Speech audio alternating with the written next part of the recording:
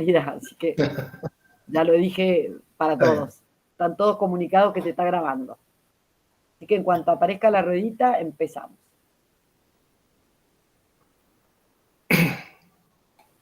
Muy bien, ya estamos entonces.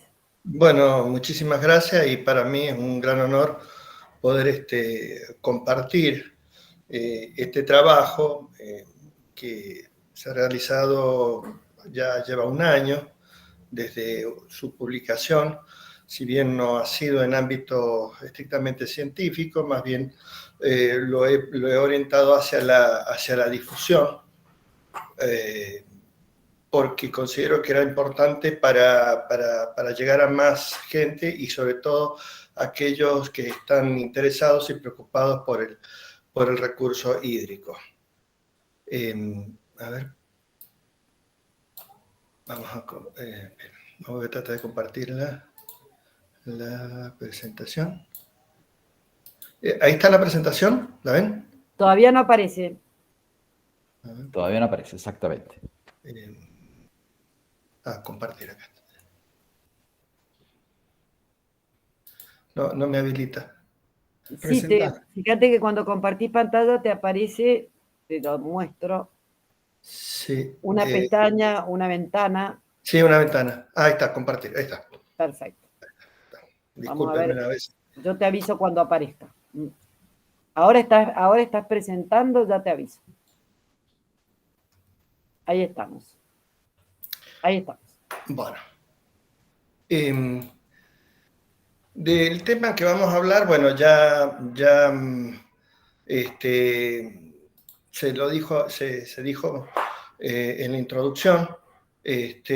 Acá, digamos, el objetivo que ha tenido este trabajo es medir un aspecto del comportamiento de la superficie terrestre cuando se producen actividades extractivas a nivel subterráneo.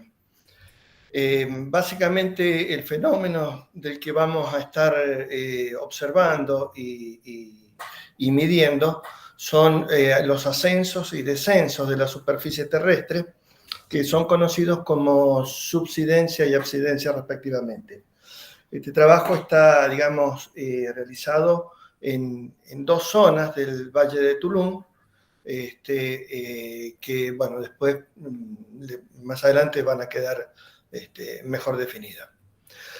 Bueno, hablar de las características de la provincia de San Juan son muy similares a la de Mendoza. En particular, San Juan está, digamos, bañado por dos ríos principales, uno en la zona norte y otro en la zona sur, que definen dos grandes cuencas.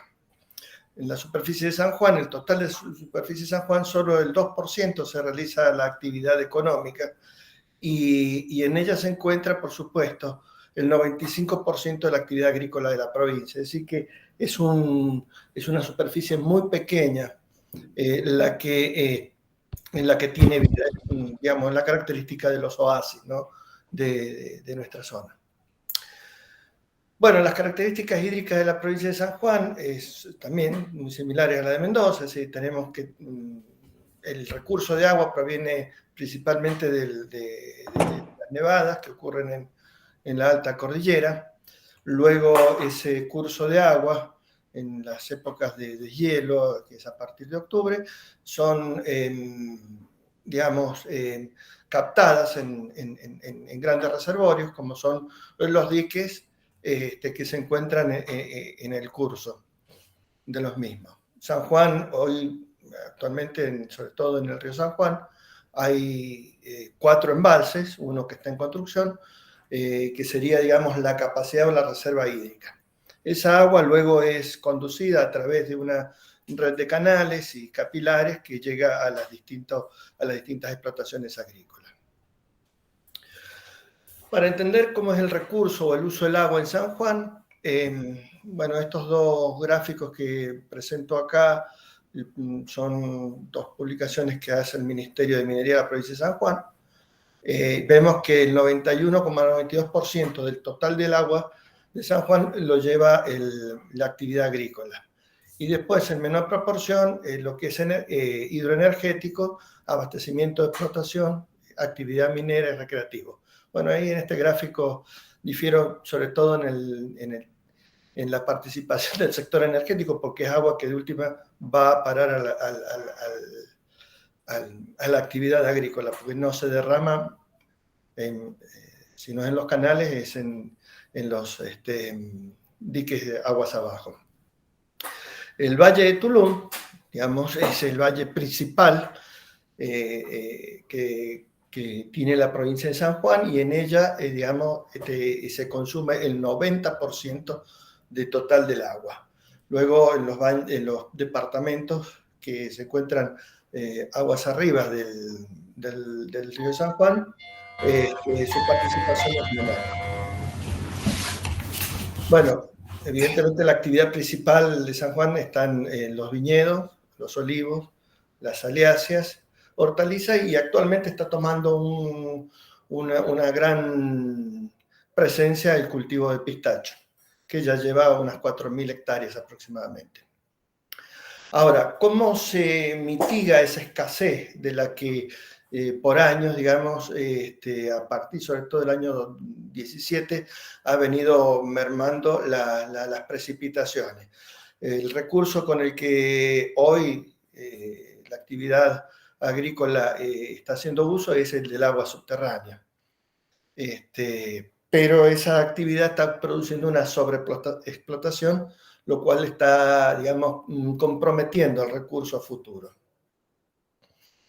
Bueno, la manera de regar que hay en la provincia básicamente son tres, es decir, tenemos el riego a manto, o superficial o de gravedad, y después tenemos el riego por presurizado a través del uso de reservorio, o directamente una combinación entre reservorio y perforaciones de agua subterránea que alimentan estos reservorios, que luego a través de un sistema de presurización el agua es conducida a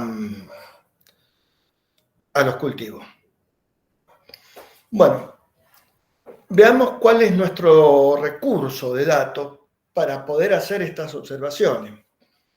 Y vamos a hablar de lo que es una imagen radar. Una imagen radar es, bueno, el radar es para empezar, el radar es un sensor de tipo activo, es decir, que posee una fuente de emisión de energía y es capaz de medir esa energía que es devuelta al receptor.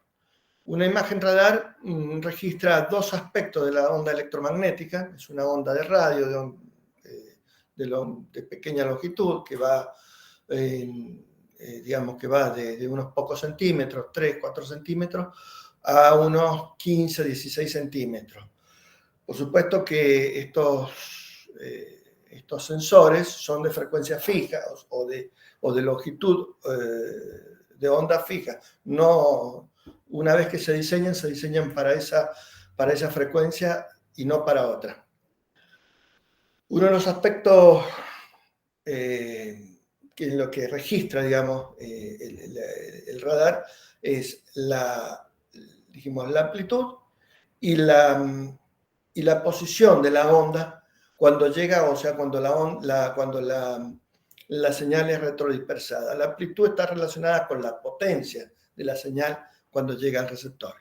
En cambio, la posición de la onda, que se la conoce como fase, es una característica que a veces es muy difícil de imaginar.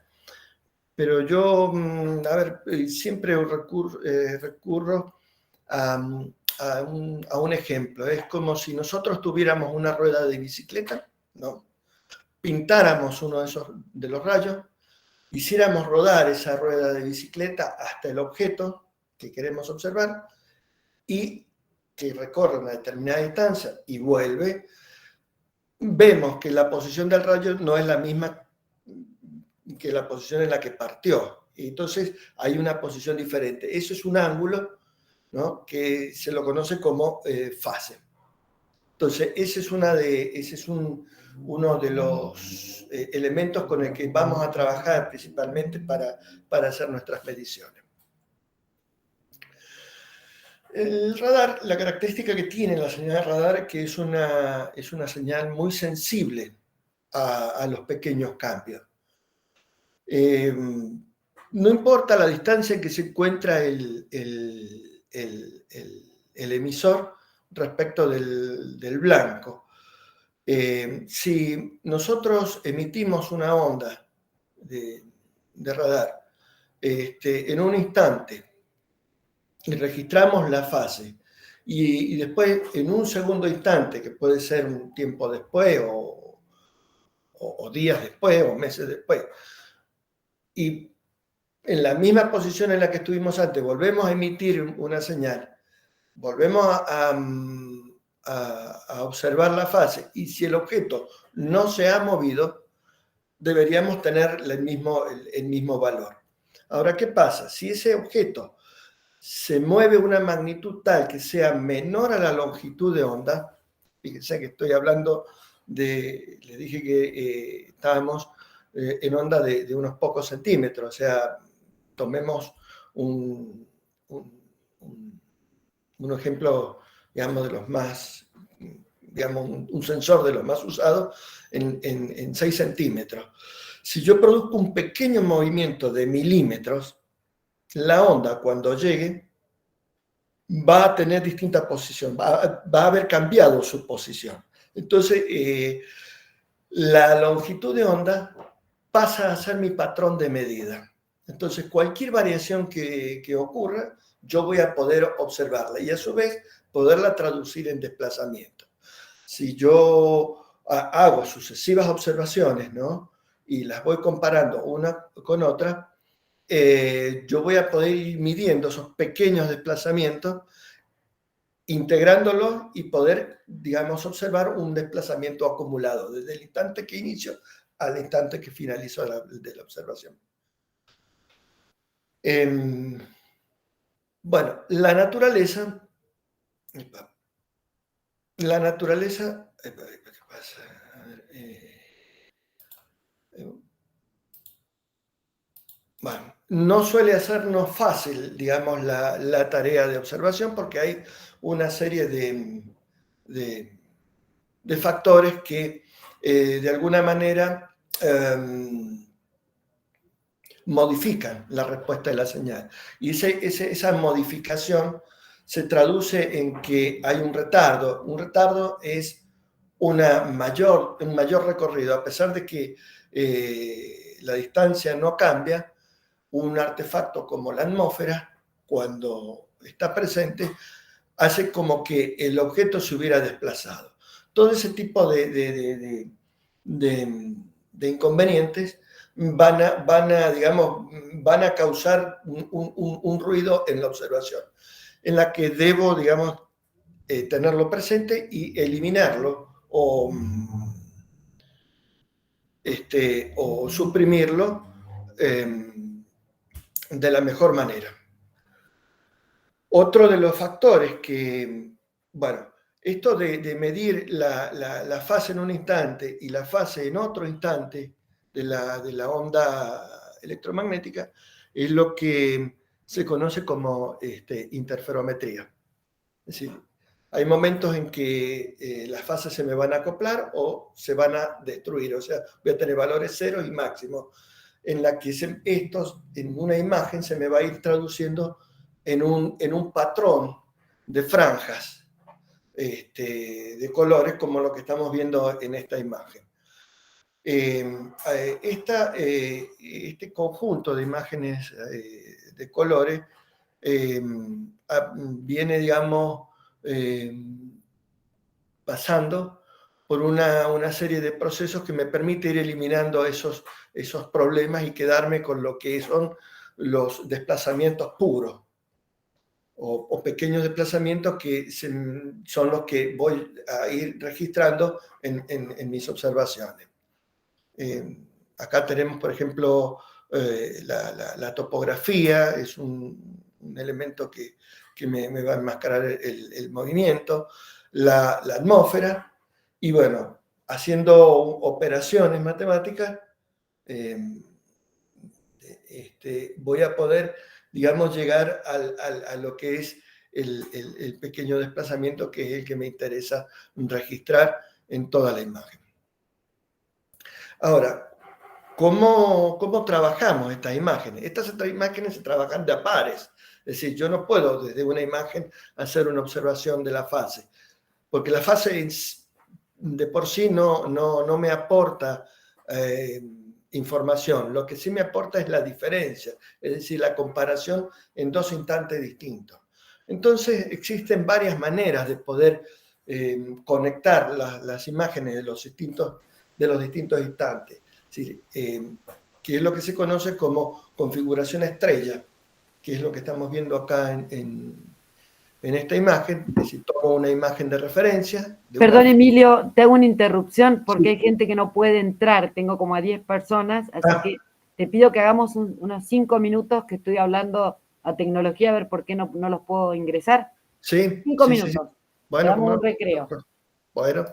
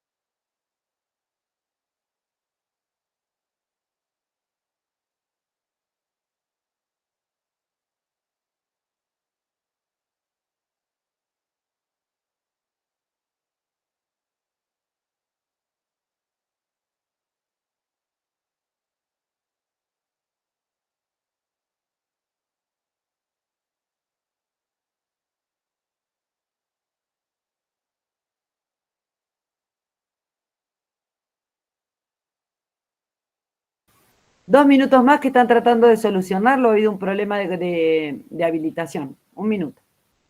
Ok.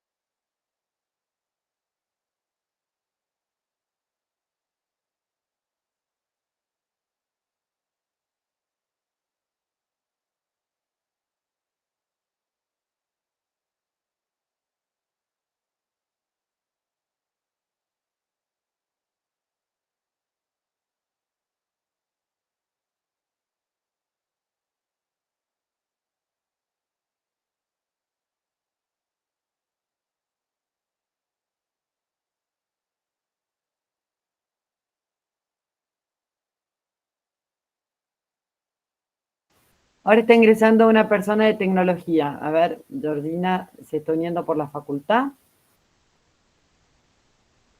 Hola, Hola, Georgi. buenas tardes. ¿Cómo estás, María José? Muy bien, es coordinadora de la Universidad de Mendoza, así que nos va a dar una mano. Un gusto, un gusto. Bueno, voy a intentar admitir o añadir las personas. ¿Tenés, María José, quiénes son los que intentan ingresar y no pueden? Eliana Bórmida. Tienes un mail y las voy a añadir directamente. ¿Querés que te pase el mail de cada una de las que tienen que entrar? Por favor, por WhatsApp, si los tenés, me los pasás y los vamos a incorporar. Bueno, ahí te los voy pasando.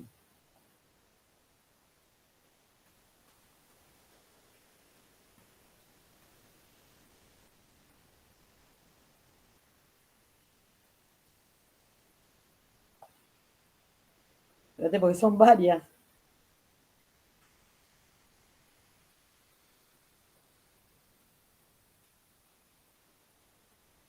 Te los voy dictando. eliana.bormida@gmail.com.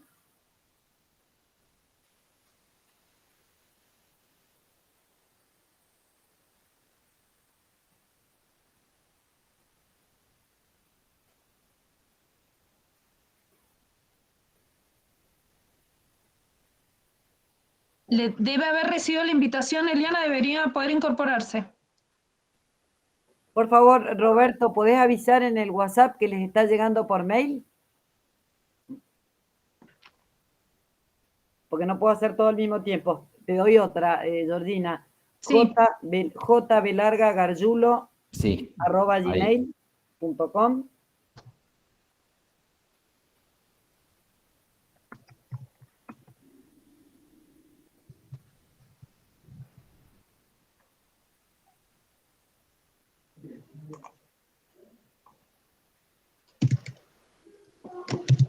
Sí. Otro es C de Cata, cuyubaro@estudioyubaro.com. ¿Sí, perdón? Cuyubaro, Ah, todo junto. todo junto. Sí. Y después, otra persona que tengo Era @gmail. @gmail. No, perdón, el de Cuyubaro era Estudio Yubaro.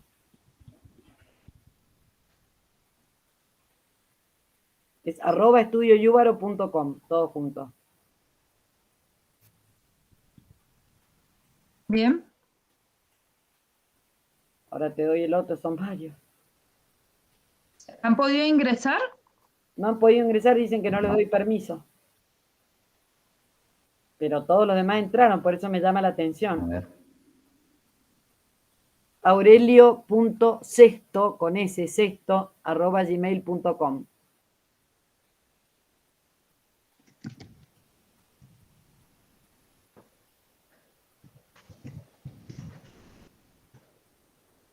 Sexto. Cesto con S las dos, cesto. No Sexto. sexto, cesto, Sexto. @gmail. Perdón de esto, discúlpenme, pero la verdad que no me imaginé que íbamos a tener este problema, nunca lo tuvimos.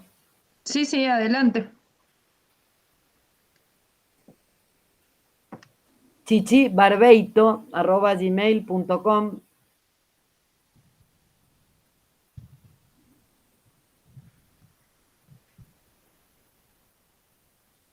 El otro es eno como enólogo, enopulki, con Q, pulki, @gmail.com.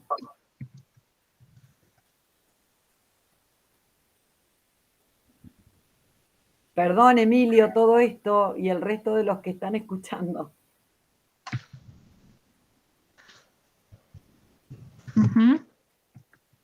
Bueno, por ahora son esos los que tengo. No sé, Roberto, si vos tenés a alguien más. Agustín Borsi también. Bueno, ahora te lo paso. Y Chichi Barbeito No, también. ya la pasé a Chichi, ya se la dije. Ah, perfecto. Aldo Y el otro es Biondolillo. Agus, el Lilo también lo pasé. Perdón, el otro es A Borsi, Agus Borsi, con B larga y Z, Agus Borsi, @gmail.com.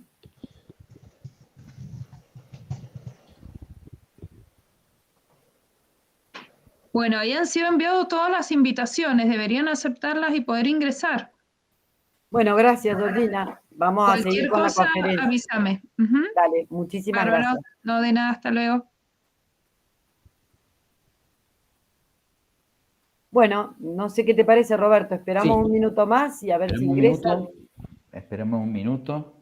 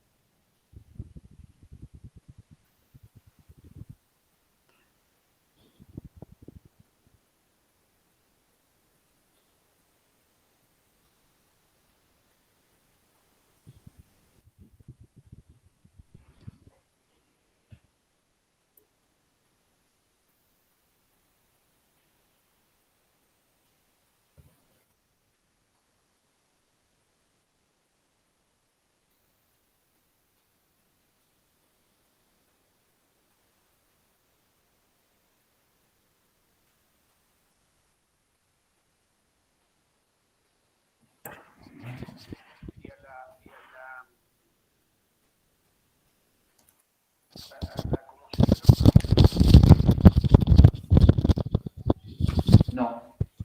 A ver, ya le digo a María José. A ver, unite por mail, por favor. Ah, ya está. ¿Te uniste al grupo?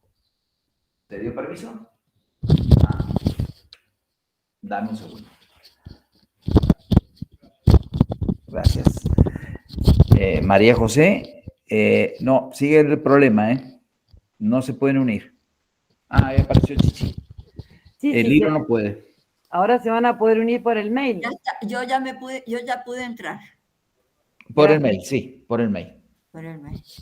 Bueno, yo voy a seguir, le vamos a dejar a Emilio que pueda seguir con la charla. Yo sigo tratando de que se incorporen.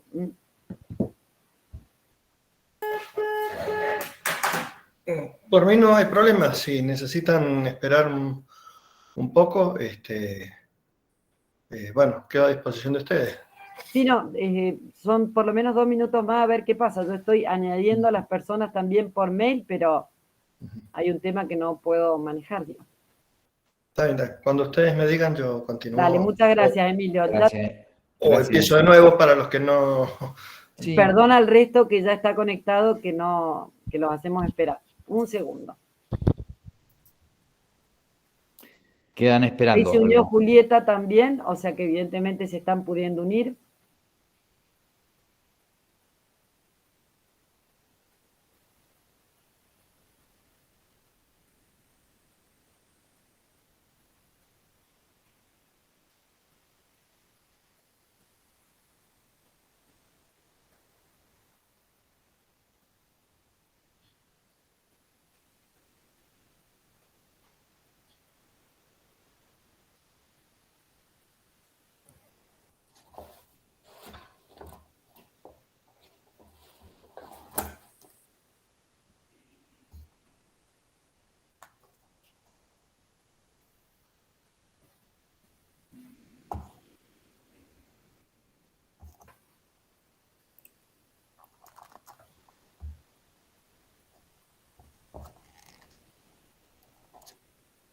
Sí, algunos han podido. Vamos a ver qué pasa.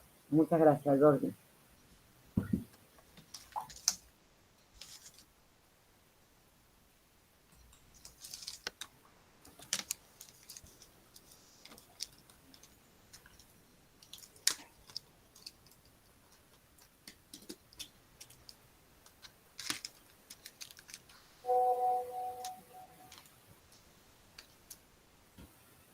Bueno, Roberto, si te parece, ya se pudieron unir varios de los que me estaban reclamando. Lilo, Perfecto. Julieta, Chichi Barbeito. Ah, está, Aurelio se unió. Ahí está. Bueno, Por eso, creo que por lo menos los que me reclamaron ya están. exacto. Bueno, Emilio, queda en tus manos y perdón por este inconveniente que escapa a nuestras manos y es tecnológico, así que bueno. No, no hay problema, al contrario, es comprensible. O sea, la tecnología a veces no es lineal en su comportamiento, así que no hay ningún inconveniente. Entonces, cuando ustedes digan, yo retomo y sobre todo, bueno, Sí. para la gente que recién se incorpora, voy a hacerle un breve comentario de lo que se ha venido hablando hasta ahora. Perfecto. Y voy a partir, digamos, desde lo que es el dato. Bueno, para los que recién se incorporan, la presentación, digamos, tiene una parte que habla de lo que es las características de San Juan, en particular el Valle de Tulum con su río principal, que es el río de San Juan.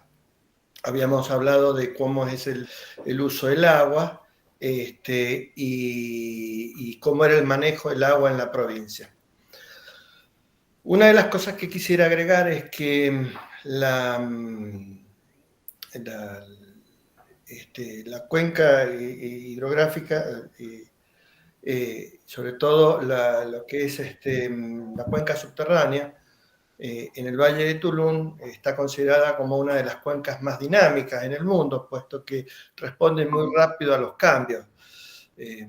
Eso ya lo vamos a ver cuando retome la presentación. Estos cambios se deben sobre todo a que cuando hay, digamos, una sobreexplotación en la que no es compensado con recarga, esta tiende a manifestarse en hundimientos y cuando encuentra la posibilidad de recargarse, lo hace en forma bastante instantánea, se podría decir, frente a cuencas comparadas en otras partes del mundo en la que el proceso de recuperación es muy lento y generalmente van siempre acumulando déficit.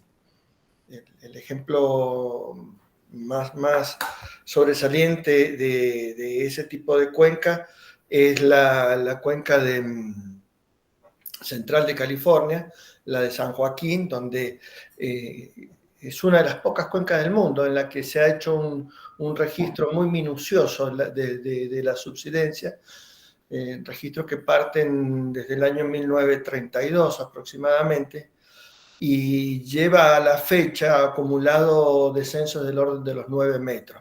Bueno, esto no es el caso de nuestras cuencas, ¿no? Porque estas tienden siempre a recuperarse rápidamente. Bueno, volviendo a la presentación, voy a arrancar, digamos, en lo que es el dato, que ya algunos de los oyentes ya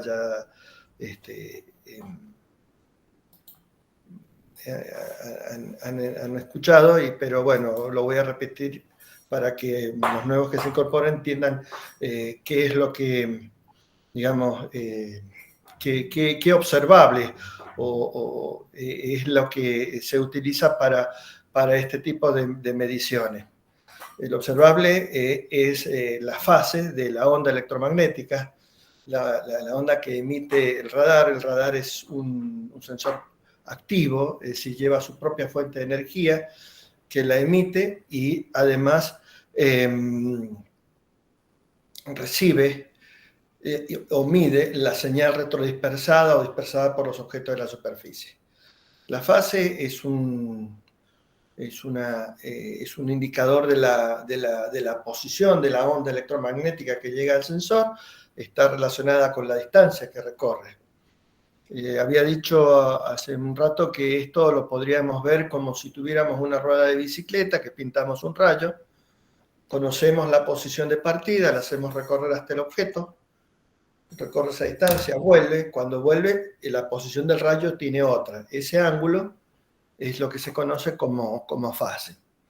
la fase por sí sola no aporta información, no sirve nada. O sea, esta imagen que estamos viendo a la izquierda, en blanco y negro, registra estas dos componentes, la amplitud, que está relacionada con la potencia, y la fase, por sí solo, más que para hacer una interpretación óptica o a través de otras técnicas, es útil, pero no en esta que estamos, digamos, la que necesitamos nosotros para observar pequeños desplazamientos. No importa la distancia que existe entre la fuente emisora y el objeto a medir, es lo que había dicho hace un rato, porque es independiente de ella. Si tenemos un objeto y un receptor a una determinada distancia, no cambia en el tiempo. Si emitimos señales y las recibimos y las vamos midiendo, la posición de la fase en teoría es siempre la misma.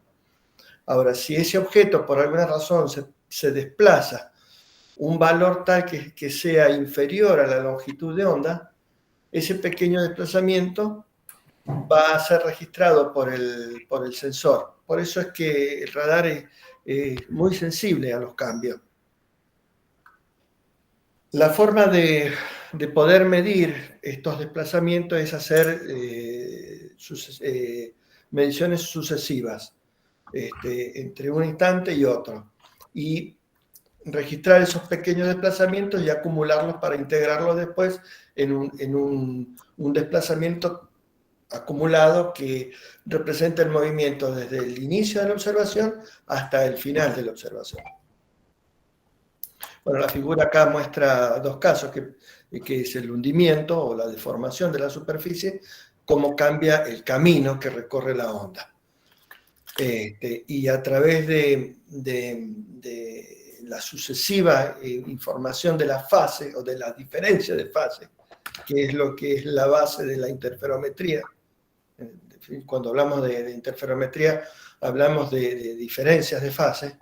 Bueno, eso se traduce en una imagen que ya vamos a ver, en un patrón de colores, en la que vamos a ir acumulando todas esas observaciones para después obtener los resultados finales. Estas observaciones siempre se hacen de a pares, es decir, se hacen para un instante 1 y un instante 2, un instante T0, T1, siempre. No son observaciones aisladas o únicas. La naturaleza había dicho que no nos pone fácil el problema a solucionar, porque por un lado tenemos la atmósfera, que es un elemento perturbante y que nos va a hacer que si dejando las condiciones iniciales sin mover tanto el sensor como el objeto, si hay un aparato atmosférico que es vapor de agua, va a hacer que el radar interprete esto como una mayor longitud y lo va a traducir como si fuera un movimiento. Otro de los factores que modifican el recorrido del camino de la onda electromagnética es la posición del radar, que es la figura de la derecha. Lamentablemente no se puede hacer pasar el radar por la misma posición, ya, porque esto, digamos, está influenciado por partículas de la atmósfera, cambios en la gravedad, entonces hace que el radar pase lo más próximo a la posición anterior, pero hay una variación. Eso, de alguna manera, también va a ser un elemento que nos va a perturbar la medición y en la cual tenemos que corregir. Bueno, ¿qué obtenemos cuando hacemos esta diferencia de fase con dos imágenes, dos instantes distintos? Ese patrón de franjas, de colores, en la que empezamos con lo que se llama un interferograma de fase completa. Es decir, acá están todas las perturbaciones, la topografía, la atmósfera, el ruido de la señal, etcétera, nos va a ir, va a estar enmascarado en todo eso. Entonces, hay un trabajo previo, que es ir restándole a ese interferograma de fase completo aspectos que ya son conocidos. Por ejemplo, la topografía es un componente conocido y se sabe cómo se comporta el radar con la topografía, porque además se puede simular. Entonces se puede ir restando esas componentes e ir llegando a lo que se llama al interferograma de fase o de desplazamiento, o lo que también se conoce como interferometría diferencial. Cuando hablamos de pequeños movimientos,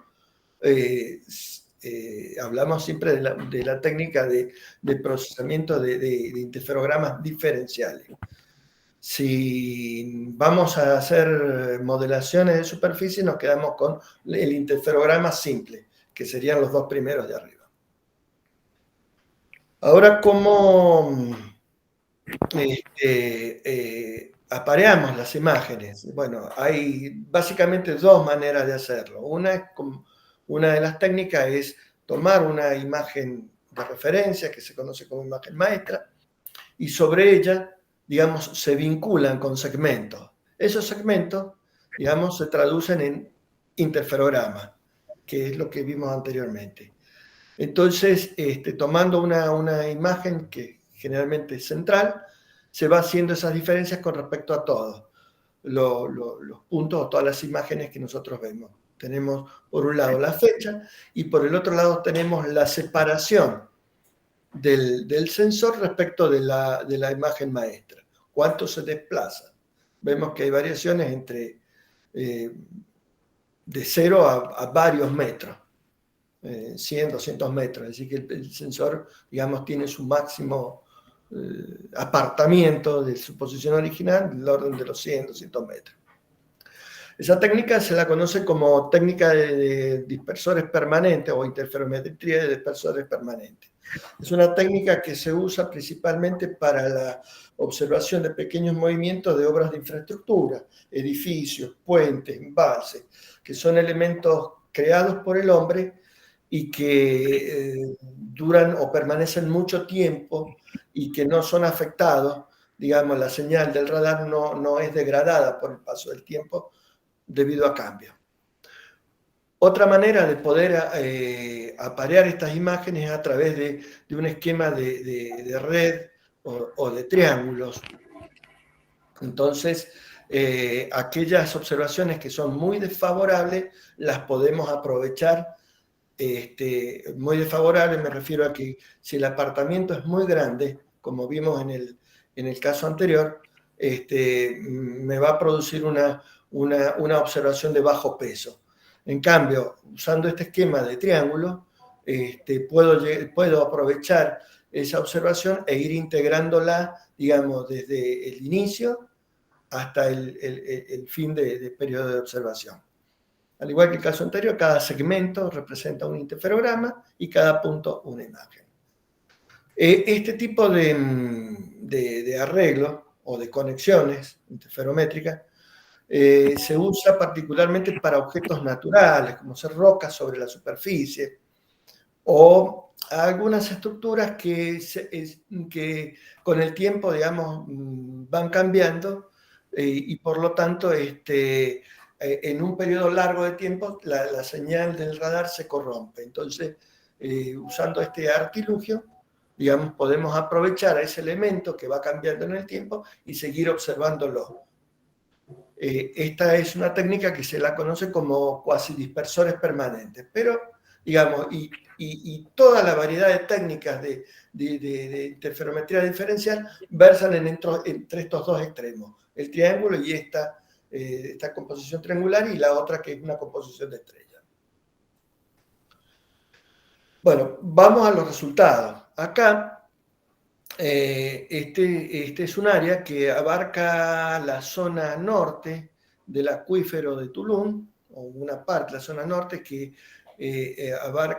empieza en la cabecera de recarga del río San Juan, que está al norte de la ciudad de San Juan, entre lo que vendría a ser el dique de Uyun y la ruta 40, es la zona de recarga que tiene el acuífero.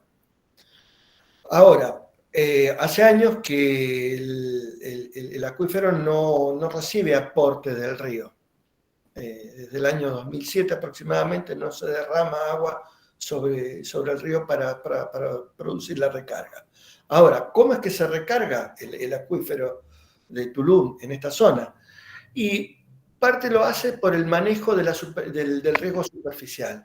El riego por gravedad tiene, digamos, es un riego que va percolando en las capas inferiores y va produciendo de alguna manera esa compensación o esa pérdida de agua que producen las explotaciones subterráneas. Dijimos que el acuífero del Valle de Tulum es bastante dinámico, ya lo vamos a ver en una pequeña composición de movimiento, cómo va cambiando instante a instante, pero al final de este periodo, que va desde diciembre de 2018 a mayo del año pasado, tiene en las zonas más críticas una acumulación del orden de los 25 milímetros. Claro, me pueden decir, bueno, 25 milímetros no es nada, es muy poco, prácticamente imperceptible. Sí, es cierto, o sea, vemos que en realidad no tiene el impacto que tienen otros acuíferos, que es mucho más severo. Este tipo de desplazamiento todavía no afecta a la infraestructura, o sea, canales, caminos, puentes, no lo altera como si lo hacen otros acuíferos, y en particular el que mencioné hace un rato, como el del Valle Central de California, que se han llegado a perder las pendientes de los canales, los cuales se han tenido que reconstruir para que pueda conducir el agua. Acá eso todavía no es severo, y bueno, y en parte es por la dinámica que tiene nuestro acuífero, se recupera rápidamente ante pequeñas, digamos, infiltraciones de agua. Acá vamos a ver en una filmación cómo es ese cambio instante a instante, y vemos cómo se produce esa variación. De momento se pone rojo, de momento se pone verde. Ese cambio del rojo al verde, el verde significa absidencia, o sea que sube el terreno, y lo rojo es que baja. Vemos que en el invierno, al final del ciclo fenológico de la vid, porque esa es una zona que básicamente hay cultivos de vid y mayormente también chacras, se riegan y terminan, digamos, acumuladas en el acuífero. Pero el saldo, o sea, el resultado final acumulado, es el que vimos en la imagen anterior. La siguiente figura que vamos a ver es una explotación agrícola de olivos que se encuentra en el límite entre la provincia de San Juan y Mendoza, donde ahí, digamos, no tenemos la característica de riego que tenemos en la parte superior de la cuenca. Acá, básicamente, todo el riego es presurizado y el agua se extrae de explotaciones subterráneas. Acá el comportamiento vemos claramente que es anular. Se ve unas zonas rojas acá en esta explotación, al igual que acá. Eso es porque ahí se encuentra la batería de pozos que alimenta todo el sistema de riego. Y vemos que el máximo desplazamiento es del orden de los 14 milímetros. Acá debo, digamos, remarcar esto, que si bien este desplazamiento, que es pequeño, hay dos líneas de alta tensión que corren acá por sobre la línea del ferrocarril aproximadamente, y otra cerca de la ruta 40. Esas líneas, con estos desplazamientos, se ve severamente afectado. Hay cambios que son importantes en la posición de la estructura. O sea, si esto tuviera otra magnitud, el servicio eléctrico o quienes administran digamos, la instalación eléctrica deben tener el suficiente cuidado para que las torres no colapsen o venzan en su estructura.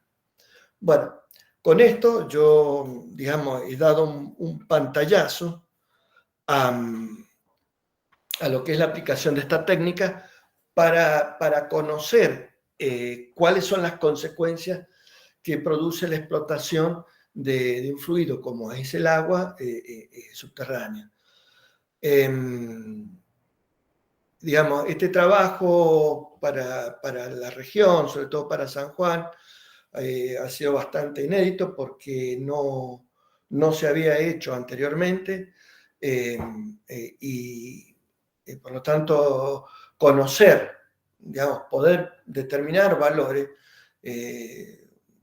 Bueno, cuando nosotros medimos los fenómenos, los terminamos aprendiendo de alguna manera. Estos cambios en el nivel de la superficie pueden llegar a relacionarse con el estado del acuífero, pero no mide en forma directa el recurso que hay debajo. Es un complemento, es una herramienta que permite monitorear al administrador del recurso si se está produciendo este fenómeno de sobreexplotación y prestar más atención y analizar cuáles son las causas y ver si con las otras observaciones que se hacen en campo, ver si se compromete el recurso o conocer cuál es el stock de agua que hay en la superficie, siendo que el agua subterránea es como una caja de ahorro. En épocas de bonanza, donde el recurso hídrico abunda, es la época en la que se recarga y es la reserva que tiene la actividad agrícola para poder, digamos, continuar con su actividad. Como conclusión, la aplicación de estas técnicas requiere, digamos, de un conocimiento previo de las condiciones que puedan llegar a afectar la escena, es decir, se necesita el conocimiento de campo, ¿no? Para poder, digamos, interpretar los resultados. Acá en este tipo de observaciones es fácil porque acá las superficies no se mueven lateralmente, se mueven verticalmente. Entonces, estas observaciones se traducen en movimientos verticales. Bueno, la técnica requiere evaluar y remover bien los efectos de perturbaciones atmosféricas, que es lo que yo había hablado hace un rato, que es, digamos, la principal causa que me puede llegar a distorsionar las observaciones. Por otro lado, digamos, no lo he mencionado en la introducción, pero los sensores de radares tienen la posibilidad de capturar datos en modo ascendente o descendente. ¿Qué quiere decir esto? Que si el satélite viene de norte a sur en su pasaje por el sitio, se lo denomina modo descendente. Y si va de sur a norte, se lo llama modo ascendente. La combinación de las observaciones de un modo y otro permite conocer muy bien la naturaleza del movimiento, si hay desplazamientos laterales, o conocer cuál es la componente de movimiento lateral frente a la componente de movimiento vertical. Pero acá en particular, en este estudio, se ha usado un solo modo, que es el modo ascendente, pero ya se sabe que acá los movimientos son verticales, así que no plantea esa cuestión de qué es lo que está prevaleciendo. Sí, por ejemplo, es importante en la zona de ladera, en laderas del cerro, donde hay riesgo de deslizamiento, sí es necesario conocer qué componente es la que está, digamos, predominando frente al movimiento. La técnica es eficaz para actualizar periódicamente los inventarios de objetos territoriales, geográficos, permitiendo estudiar la evolución y monitoreo de estos objetos inventariados. Cuando hablamos acá de objetos inventariados, uno puede decir, pero ¿qué es lo que yo tengo, qué es lo que aquí inventario hago? Bueno, yo puedo asociar estos movimientos al estado de las parcelas, por ejemplo. Entonces, ver cómo va cambiando el movimiento a lo largo del tiempo de esas parcelas, las puedo observar, puedo llegar a hacer otro tipo de análisis y llevar un registro. Pues muestra una gran resolución de observaciones frente a otras técnicas que, si bien son precisas, no permiten garantizar la continuidad y solo abarcan áreas muy reducidas. ¿A qué me refiero con esto? es que yo puedo medir grandes superficies en periodos cortos de tiempo y puedo medir una cantidad enorme de puntos, porque en realidad estas observaciones son puntuales. No es, si bien aparecen como un continuo en una imagen, en realidad son puntos que voy estudiando. Esto, si yo pretendiera, para dar una idea, acá se han medido arriba de 5.000 puntos. ¿Se imagina si eso lo usáramos con una técnica clásica como un levantamiento GPS? No cubriría de alguna manera o no daría la vuelta y haría una observación por año, en el mejor de los casos. En cambio acá yo tengo observaciones cada 21 días de todos esos puntos. Entonces es porque lo hacen muy efectivo, además de ser preciso. Bueno, otra de las ventajas es que se pueden contar con datos de archivo de diferentes sensores SAR que permiten reconstruir la historia del desplazamiento. Acá vimos que a partir del año 2019 o 2018 hasta el 21, o sea que en el momento que se terminó el trabajo tenía, digamos, estaba actualizado a mayo. Ahora, yo puedo hacer observaciones más atrás en el tiempo e ir hasta el año 2016 aproximadamente y hacer todo un registro hasta la actualidad. Y otra de las ventajas que tienen los sensores SAR es que permite realizar observaciones independientes si es de noche o de día o si está nublado. Acá las nubes no es objeto, a diferencia de los sensores ópticos, que si tengo una nube que se interpone entre el sensor y la superficie, pierdo yo esa información. Acá con el radar no tengo ese problema porque el radar tiene la capacidad de penetrar las nubes y llegar a la superficie y medirlas. Entonces, no me interrumpe la serie de observación. Y por el otro lado, no necesito de una fuente externa como el sol para iluminar la superficie, ya que el sensor ilumina por sí solo la superficie. Y bueno, esto sería, digamos, un pantallazo. He tratado de ser breve por el tiempo en que me han dado. No he profundizado mucho en lo que son los principios físicos. Considero que, bueno, no es de importancia para los oyentes que se haya, digamos, profundizado en los principios físicos. El que tiene interés no tengo ningún problema, digamos, de responder a las inquietudes. Y bueno, agradecerle a la Comisión Nacional de Actividades Espaciales, a la CONAE, la persona de la doctora Salmoni, que ha sido, digamos, muy ejecutiva para la adquisición de ciertos datos, al Instituto Mario Gulich, que es el instituto de formación para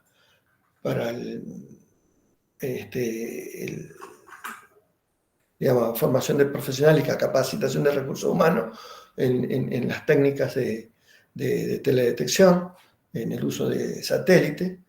Y bueno, y al doctor Daniel Berizin, que me facilitó la licencia del uso del software con el cual se realizó el trabajo. Y bueno, y por supuesto a la Agencia Espacial Europea, que con la disponibilidad de los datos nos ha permitido, digamos, hacer este estudio. Bueno, sin más, quedo a disposición de ustedes para las preguntas que quieran hacerme. Muchas gracias, Emilio. Desde ya 1000 disculpas por los problemas cibernéticos o tecnológicos. Hay algunas preguntas ya, si querés, en el chat. Si querés te las voy leyendo. Sí. Pregunta Rodolfo Grigol, además de felicitarte por la conferencia, si estos estudios se están haciendo en otras zonas, si se puede solicitar, por ejemplo, para los valles de Famatina en La Rioja. Bueno, no conozco y creo que, posiblemente a nivel de investigación de algún centro que esté muy ligado a la Comisión Nacional de Actividades Espaciales, pueden estar llegando a hacer algo, pero no conozco. No conozco. Acá, digamos, el talón de Aquiles que tiene, bueno, digo el talón de Aquiles porque en realidad, si bien la técnica es sencilla en su desenvolvimiento, el manejo de datos es bastante complejo y si bien hay software científico que permiten realizar de alguna manera lo mismo, pero no son operativos. Es decir, que este trabajo también tuvo el objetivo de mostrar que se puede hacer en forma operativa y casi o cuasi tiempo real. Entonces, pero es la licencia del instrumento, que es el que produce estos resultados, que tiene un costo que hoy difícil que algunas instituciones cuenten con ello. Otra pregunta de Gustavo Precedo. ¿Cómo influyen los movimientos telúricos sobre las observaciones? Bueno, sí, efectivamente. En este periodo que hemos observado,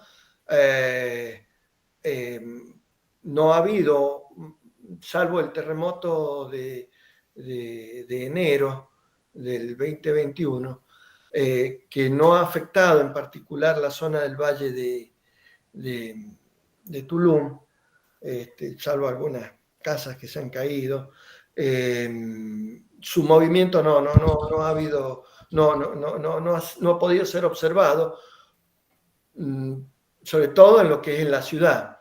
No ha habido desplazamientos importantes. De hecho, se hizo un control en la presa del dique de Uyum para ver si había habido algún movimiento que pudiera ponerla en riesgo, y de paso validar un poco esta técnica con la que se hizo este trabajo, y se llegó a la conclusión que no, que en este caso en particular no, pero sí los movimientos severos, y sobre todo en las zonas de los epicentros, sí se notan y afectan bastante.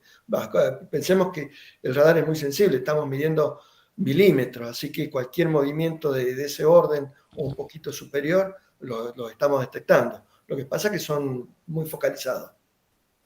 Y otra pregunta más de Juan Carlos Pina, que dice si el organismo de control del agua de San Juan utiliza esta información para el control de los acuíferos. No, para nada. Para nada. Ni el INA ni el Departamento de Hidráulica. No, esto es... no lo hacen. Les cuesta, digamos, la observación de los pozos ya tienen un atraso y lo hacen con una, digamos, el acuífero tiene hoy actualmente, se calcula unos 4.000 perforaciones y no creo que lleguen ni al 1% de control por parte de ellos.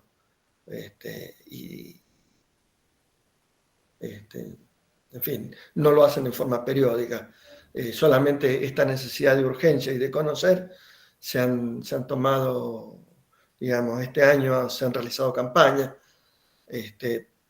pero anteriores prácticamente estaba descuidada la observación, era muy, muy escasa, pero muy poco, sí.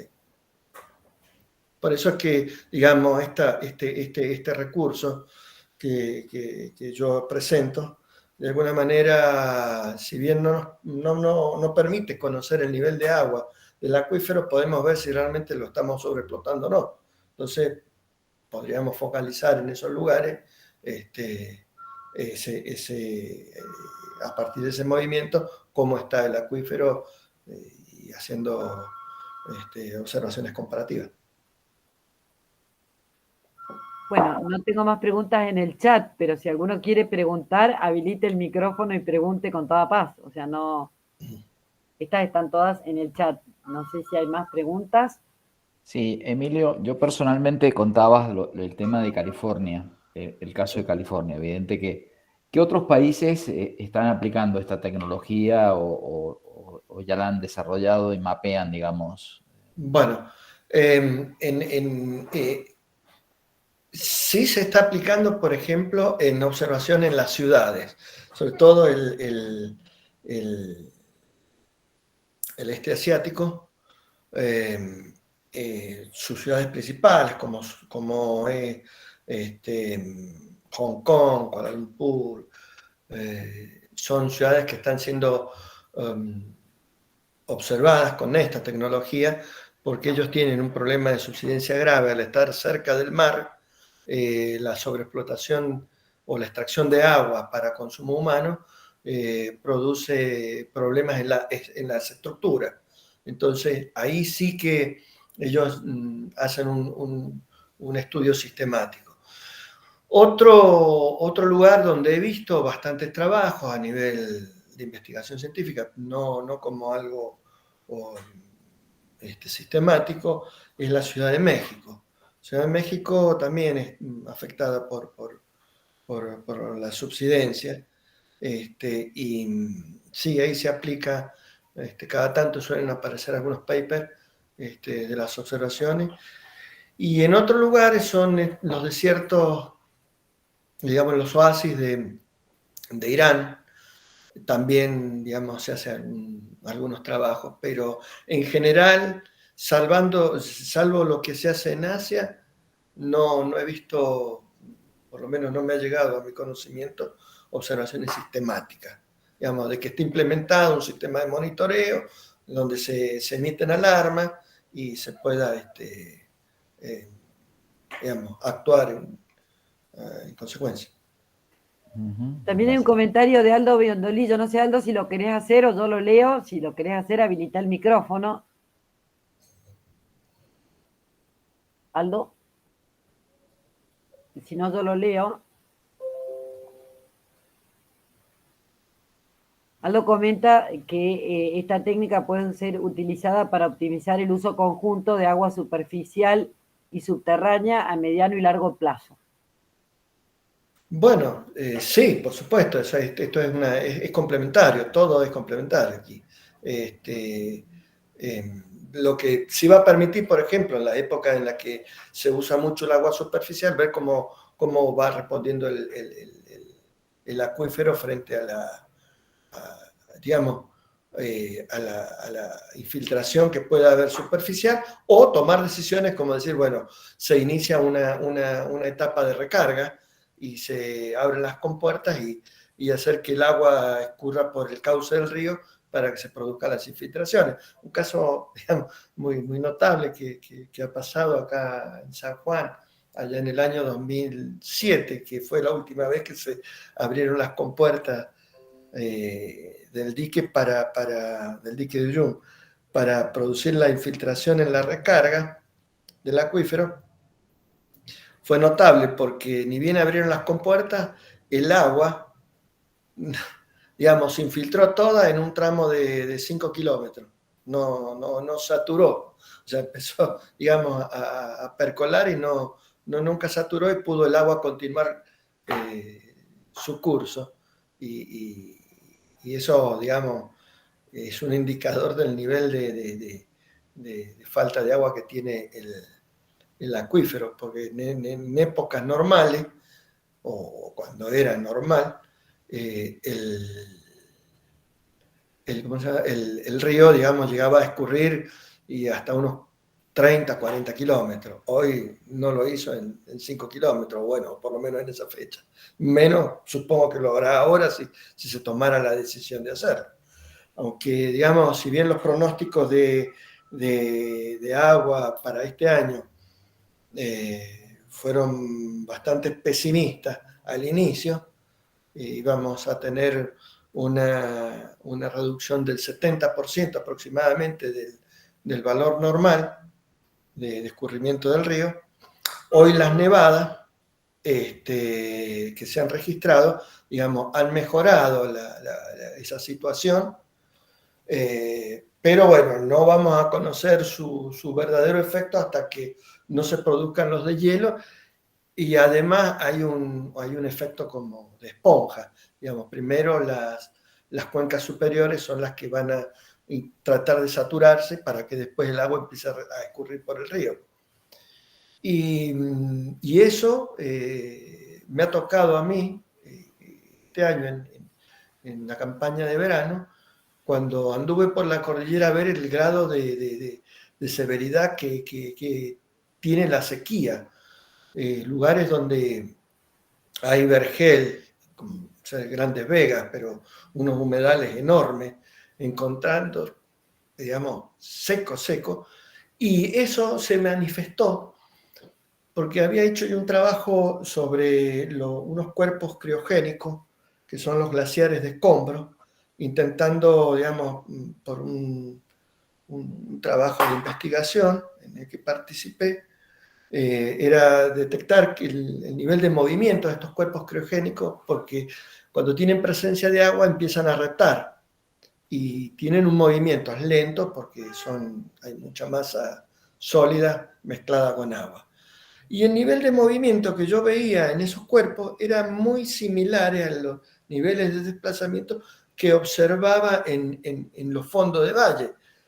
Me llamó la atención hasta que me hizo dudar un poco de la técnica, porque decía, ¿cómo puede ser que el fondo del valle se mueva de la misma forma que lo hacen estos cuerpos que en principio son mucho más dinámicos?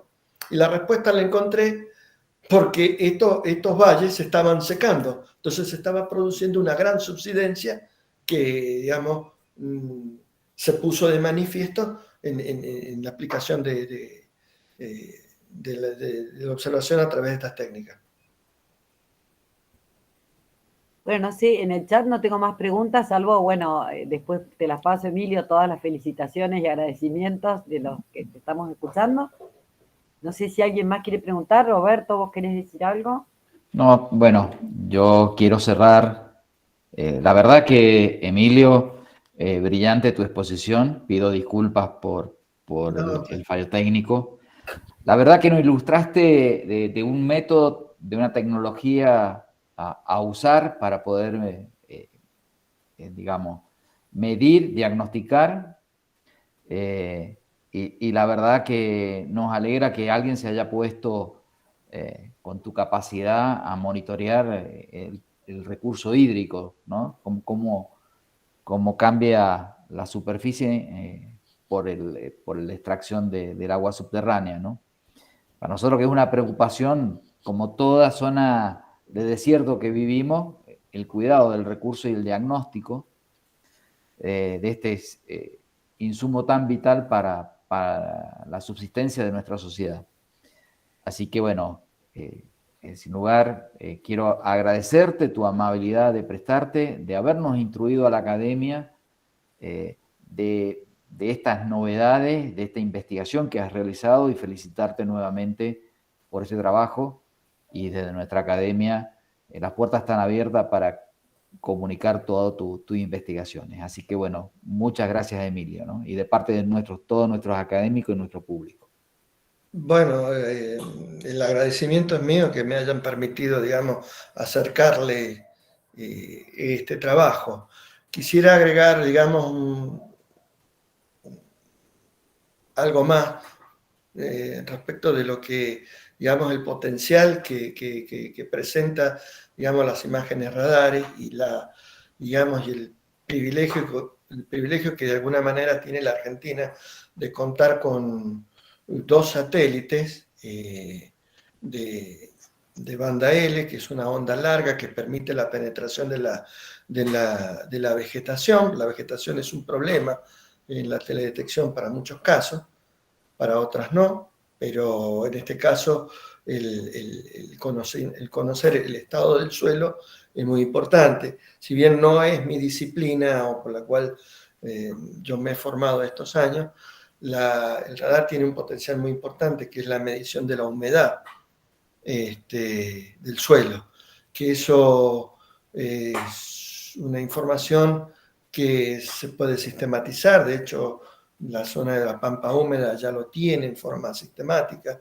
El productor conoce el nivel de humedad del suelo, lo que le permite realizar su cultivo y planificar su cosecha. Yo creo que en esta zona, las zonas nuestras que tienen, digamos, una característica muy particular, porque las explotaciones no son muy extensas, aparte el marco de plantación va cambiando, pero el poder, digamos, de alguna manera conocer esa situación sería, digamos, una herramienta muy útil para la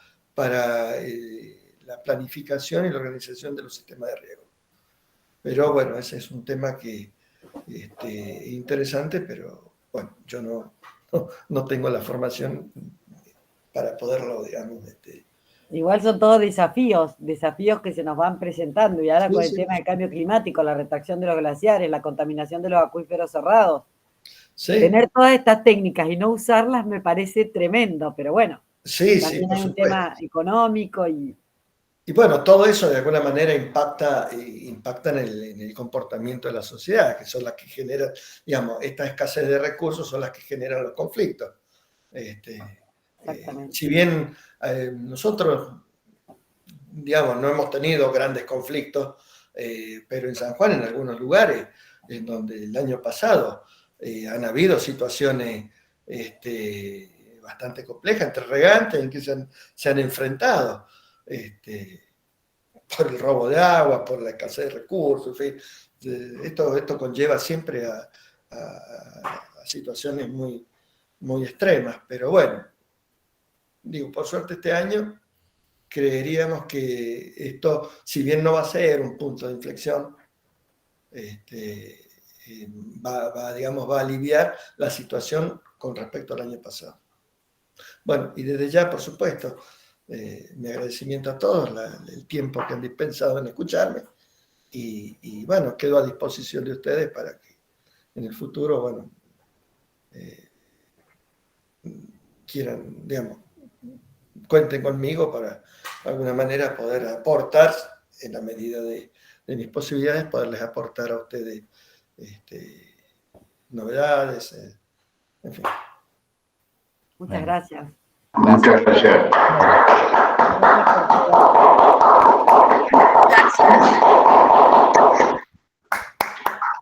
Bueno, Esto de la virtualidad tiene un inconveniente, no se puede brindar nada después, pero bueno, Sí, faltó algo hay. A faltó ver, Lilo, vos querías decir algo. No, queda el brindis pendiente ahí. va a Si ser, no, va a ser virtual. con un vino de San Juan o si no llegamos hasta Famatina. Algo vamos a tomar. Gracias. bien. Bueno, acá siguen felicitándote, Emilio, así que Bueno, cuando tenga la grabación te la mando porque se graba el chat también. bueno, gracias. Gracias, ¿eh? Muchas gracias a todos. Hasta luego. Adiós. Adiós.